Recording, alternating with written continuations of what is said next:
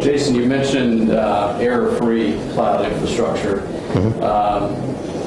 That sounds a lot like words we used to hear in the telco world, 5.9s, carrier grade. Yeah, sure. Could you compare and contrast 5.9 reliability to perhaps what you're seeing in over the past couple of years with web scale reliability? Yeah, well, I mean, it's true to say if you take an example of someone like a Google, I mean, Google.com is always up. So that's 100% up.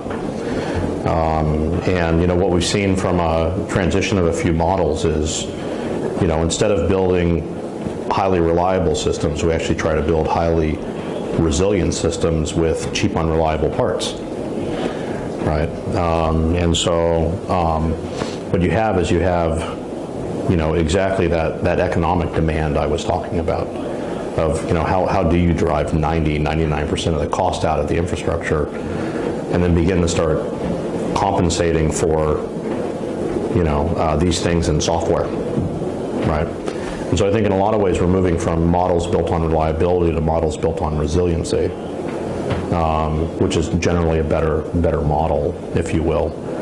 And if you tease apart the carrier grade or the telco grade word, or the fact that yes, web scale people can achieve 5.9, 6.9, 100% uptime because that's their business. It has to always be up.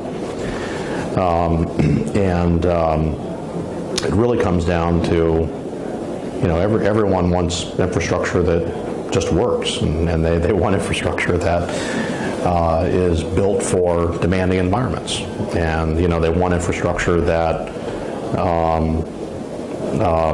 is there for when they need it, and so I think whether you want to keep on using the carrier grade or the telecom grade word alone, if you really sort of sit down and get to what the desires are for people underneath that, it's like, yeah, I want infrastructure that just works, and our budgets aren't going up, so we could drive a lot of the cost out so that we can do a lot more, within that. There are a lot of lessons from the web scale world on how to do those types of systems. And I think it's around taking, the best from the telecom side and the best from that side, and then bringing those two types of things together. Because everyone in the world wants their infrastructure to always be available.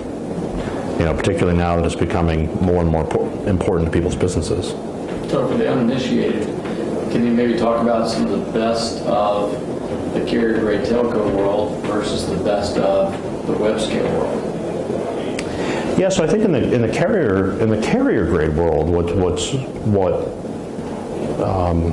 those types of systems are exceptionally good at is resource management. And if you look at take for example what our radio guys have to do, where you're now addressing a footprint that might be tens of thousands, hundreds of thousands of sites within a country, much more distributed than what you normally have to do for a data center or web scale or anything else like that.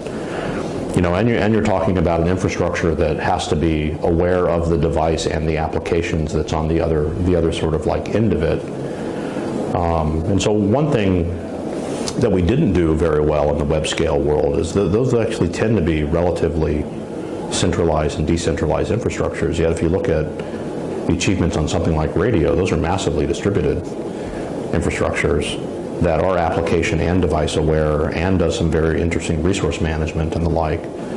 A lot of that knowledge should move into the data center as well. So how do we do distributed scheduling, distributed resource management? How are we much more application aware? How are we much more aware of what end user requirements are and so on like that?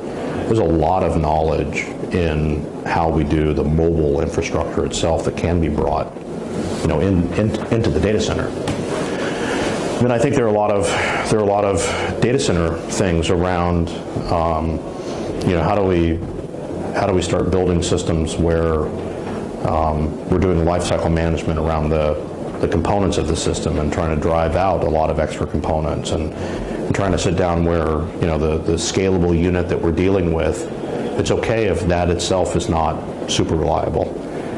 Because you actually have more of them because they're cheaper, and the software accounts for that, and the software understands it's on a distributed system and so on like that. So I think that sort of marrying of how you're actually building those types of distributed systems in data centers, yet the realization that when you look at like the radio side of mobile networks, those are massively distributed systems that do very sophisticated resource management. They're very much sort of application aware. I think bringing those two types of things together is exactly what's interesting.